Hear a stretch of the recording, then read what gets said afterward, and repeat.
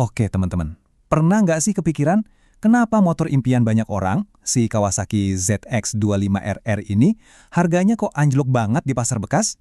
Nah, ini jadi semacam misteri yang menarik banget buat kita pecahkan bareng-bareng. Yuk kita bedah kasusnya. Nah, buat ngerti ceritanya, kita harus mulai dari sini dulu nih.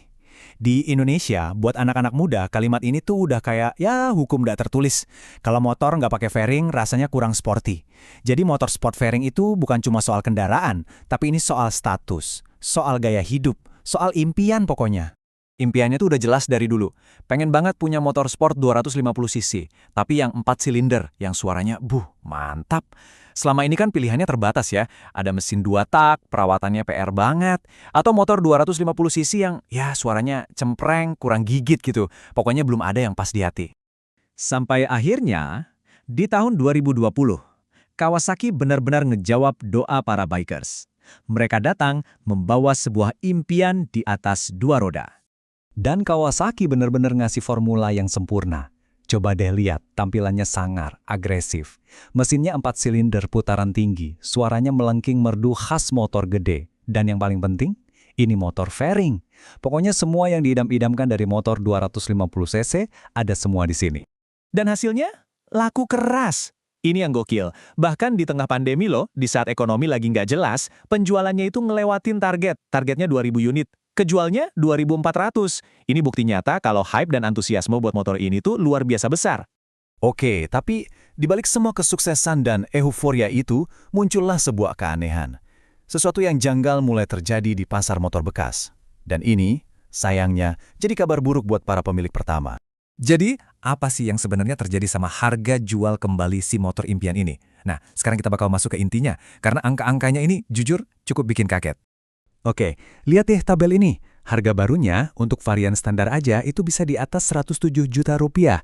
Sekarang, coba kita intip harga bekasnya buat motor yang sama, keluaran tahun 2023, umurnya bahkan belum setahun penuh, harganya udah turun ke angka 90 jutaan, bahkan bisa kurang. Artinya apa? Penurunannya bisa nyampe hampir 20 juta rupiah. Cuma dalam setahun loh, gila kan?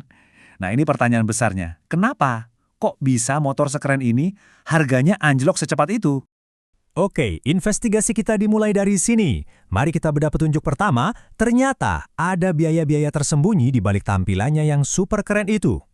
Nah, ini dia nih biang keladinya. Walaupun motornya dirakit di Indonesia, ternyata banyak banget spare part pentingnya itu impor langsung dari Jepang.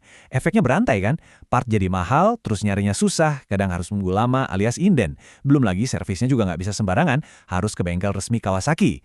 Nah, semua ini jadi biaya tambahan yang nggak kelihatan pas awal beli.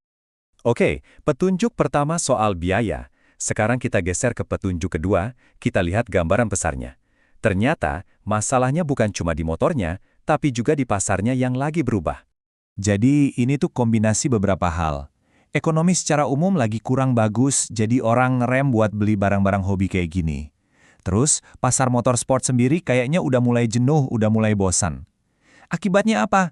Pasokan motor bekasnya banyak banget di pasaran, tapi yang nyari, yang mau beli malah sedikit. Ya, hukum ekonomi dasar, harganya pasti jatuh. Dan ini dia, petunjuk terakhir kita. Mungkin ini salah satu kunci utamanya. Jawabannya ada di pola pikir para pengendaranya sendiri. Ternyata, buat banyak banget pemiliknya, ZX25RR itu bukan motor selamanya. Motor ini sering banget dianggap sebagai motor transisi atau batu loncatan. Jadi ini cuma sebuah tahap aja sebelum mereka siap buat naik ke motor yang lebih besar lagi, alias moge. Coba kita lihat polanya. Biasanya orang mulai dari motor matic, terus penasaran pengen ngerasain sensasi 4 silinder, ya kan? Nah, ZX25RR ini pilihan yang pas banget. Tenaganya nggak segalak moge beneran. Begitu udah ngerasa lulus atau puas, mereka jual lagi buat beneran naik ke moge. Pola kayak gini nih yang bikin pasar kebanjiran ZX25RR bekas yang kilometernya masih rendah-rendah. Dan akhirnya ya harganya jadi anjlok. Nah, jadi kalau kita sambungin semua petunjuk tadi, mulai dari biaya perawatannya yang lumayan, kondisi pasar yang lagi lesu, sampai perannya sebagai motor transisi, gambaran besarnya jadi jelas banget. Ini yang namanya perfect storm atau badai sempurna. Bukan cuma satu penyebab, tapi kombinasi dari banyak hal.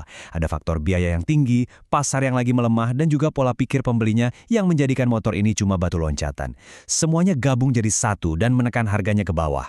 Dan kesimpulannya jadi punya dua sisi mata uang. Buat yang jual pertama kali, ya ini jelas kerugian finansial yang lumayan gede. Tapi buat calon pembeli, ini justru jadi peluang emas. Kesempatan buat dapetin motor impian dengan harga yang jauh lebih terjangkau. Jadi pertanyaannya sekarang, fenomena ini sebenarnya bagus atau enggak sih? Positif atau negatif? Susah juga jawabnya. Di satu sisi, ini bikin lebih banyak orang bisa ngerasain nikmatnya motor 4 silinder. Tapi di sisi lain, kasihan juga pemilik pertamanya yang rugi. Menurut kalian gimana? Coba deh kasih pendapat kalian. Terima kasih udah menyimak.